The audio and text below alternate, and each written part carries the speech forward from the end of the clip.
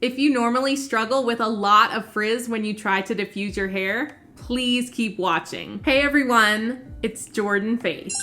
Today, I'm sharing my best tips for diffusing naturally wavy hair. I'll be using the TYMO high-speed hairdryer with the diffusing attachment to show you how to get the best results when diffusing your wavy hair. Thank you so much to TYMO for sponsoring today's video. This hairdryer is very compact and extremely lightweight. It comes with, of course, the diffusing attachment, plus 2 other attachments for smoothing frizz and concentrating the heat to straighten. These tips are really gonna help. Let's get started.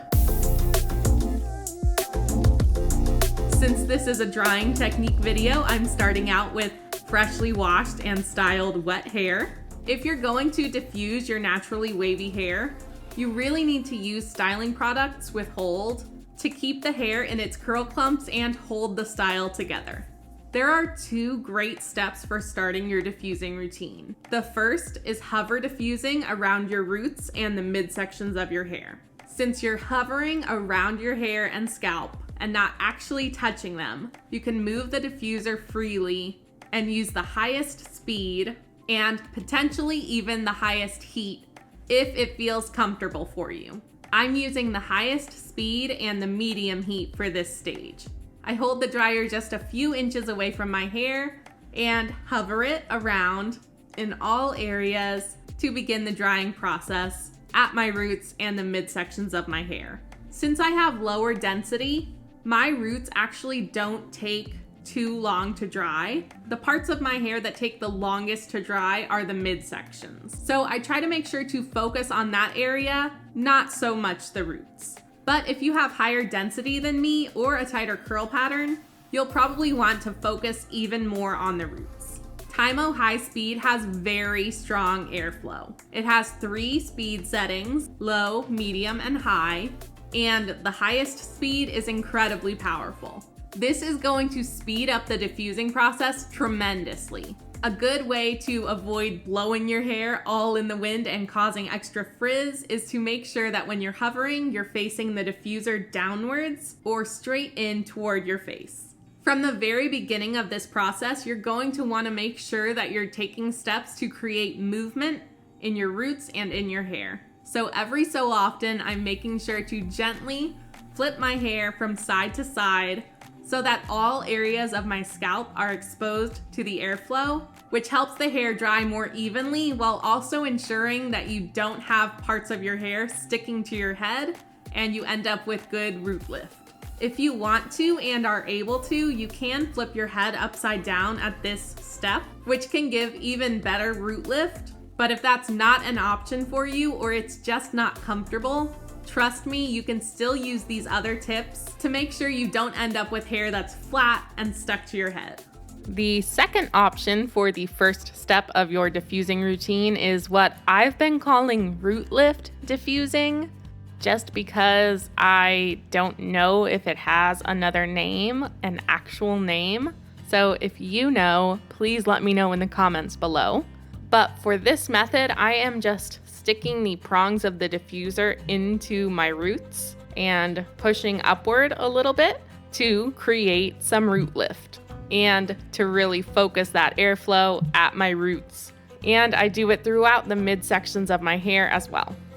You can start encouraging more bounce and spring factor by scooping up small sections of your hair in the bowl of the diffuser while the dryer is off, holding it up against your head, turning the dryer on, pausing in that position for about 20 or 30 seconds, turning the dryer off, then lowering it down to release the hair and moving to a different section. Of course, you'll repeat this process all over your head. This is called Pixie diffusing. It's really not complicated, it's actually very simple, and it adds a lot of bounce and movement without causing excessive frizz. Turning the dryer off when you're scooping up the hair and switching between sections really helps make sure you're not blowing up any extra frizz and flyaways while you're scooping the hair up in the diffuser in that upward motion. One thing that I really love about this dryer is that it has a room temperature or fan only setting, not just a cold shot button. This means that you can set the dryer on that room temperature setting and it will just blow air from the room without adding any heat. Having a no heat setting that you can just press on and you don't have to hold down makes the whole process just a little bit easier. My scalp is very sensitive to heat, so anytime I'm gonna have the diffuser very close to my head, I like to use the room temperature setting so that my scalp doesn't get uncomfortable. After the room temperature setting, this dryer does have 3 other heat settings, which go from 140 degrees Fahrenheit to 175 degrees Fahrenheit to 210 degrees Fahrenheit. And the dryer keeps this consistent heat until you change the setting. You'll also want to make sure you're not wiggling and moving the dryer around in your hair while you're holding it in each section. This isn't going to speed up the drying, it's just going to disturb your curl clumps. Speaking of disturbing your curl clumps, keep your hands out of your hair. Don't scrunch it as you're diffusing it. Don't handle it too much, especially if you don't have a cast from products, because the more you touch it, the more you disrupt the hairs, and the product that's coating your hair will start sticking to your hands, which can cause your clumps to break apart and again cause extra frizz. After your hair has a little bit of a cast on it and the style is starting to set, you can gently lift up sections to help guide them into the diffuser and ensure that you're drying your hair nice and evenly throughout. After I've pixie diffused for a bit to help with bounce and volume, I will usually go back to hover diffusing and focus it in the mids of my hair, because again, that is the section that takes the longest to dry because it has the most density. That's where all my layers meet. It's not as thin as the ends and it really holds on to that water. I don't 100% dry my hair with the diffuser. I ideally like to take it to about 95%. I usually don't get anywhere near that, but with this dryer, I get to about 95% dry in only 20 minutes. I usually wait maybe 30 minutes to an hour to finish air drying after that, depending on the day and what's going on, before I check it to see if it's fully dry. The way I do this is I just use my hand and I open up my fingers, stick my fingers gently into my hair, close them so the hair is squeezed between my fingers, and then open them back up before pulling them out. And this helps me feel for any dampness or coldness in my hair before I try to scrunch and fluff it. After following all these drying tips, you can see that my completely dry hair doesn't have excessive frizz. It's still really nicely defined. It has a lot of movement. It's not stuck to my head in any areas. And because I didn't touch it too much, it does have a little bit of crunchiness from my styling products. So now that it's completely dry, I get to go ahead and do a really quick scrunch with my dry hands and then fluff the roots.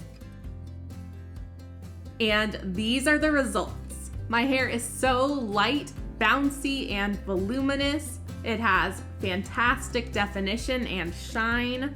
I was able to maintain frizz control throughout the entire drying process, and I ended up with really nicely defined and enhanced shiny waves. I was really skeptical about if I'd ever be able to shorten the length of my drying process, but the TYMO HIGHSPEED genuinely cuts my dry time down to less than half of what it used to be. About an hour and a half versus 8.5-ish hours. I really didn't think anything could make that big of a difference in my drying routine. A few things that I want to note just to round out this full honest review. The heat settings are all controlled by one button, so you have to press it 4 times to get up to the highest heat. And if you're at the second heat setting and it starts to get too hot for you, you have to cycle through the highest heat setting to get back down to the first setting, which is the room temperature setting. But I do kind of like that there's only 3 buttons and they're very small and sleek because they don't get in the way and it looks really nice. You also have to hold the power button for maybe 2 full seconds or 1.5 seconds when you want to turn the dryer on and off, which really isn't that much time, but it takes slightly longer than it would if you had a switch. And the cover to the air filter did pop off when I was first handling the dryer. It is removable so you can clean the filter, and I think it probably just loosened during shipping because I popped it right back on, and since then it hasn't come off again on its own. So those are just very, very minor things, but I have wanted to include them in the full review. For me, the pros definitely outweigh the cons. And I haven't tried the big competitor for this, but it's really not in my price range. And the TYMO HIGHSPEED is a lot more attainable for me, and I hope it is for you too.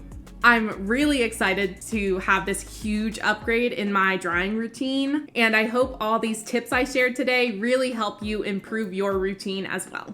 Thank you again to TYMO for sponsoring today's video.